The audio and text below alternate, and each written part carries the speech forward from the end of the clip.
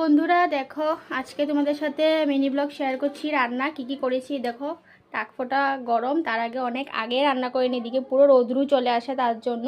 তো এখানে দেখো লেবু শসা রয়েছে, এখান থেকে হাজব্যান্ডকে দিয়েছি তার জন্য এরকম লাগছে দেখতে।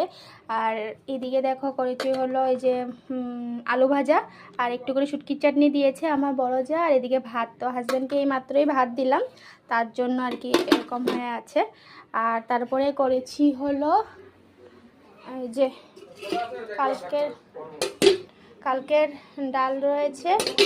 আর এদিকে দেখো এই যে মাছের মাথা দিয়ে পেঁয়াজ টমেটো দিয়ে, দেখো একদম সিম্পল রান্না করেছি। মাছের মাথাগুলো রয়ে গিয়েছিলো, এগুলো দিয়ে টমেটো দিয়ে পেঁয়াজ দিয়ে করেছি। আর গরমের মধ্যে একদম ভালো লাগে না, খুব রোদ, খুব গরম বন্ধুরা, খুব গরম, তার জন্য আগে রান্নাটা সেরে নিই। তো কেমন লেগেছে জানিও, লাইক শেয়ার সাবস্ক্রাইব করে দিও, টাটা।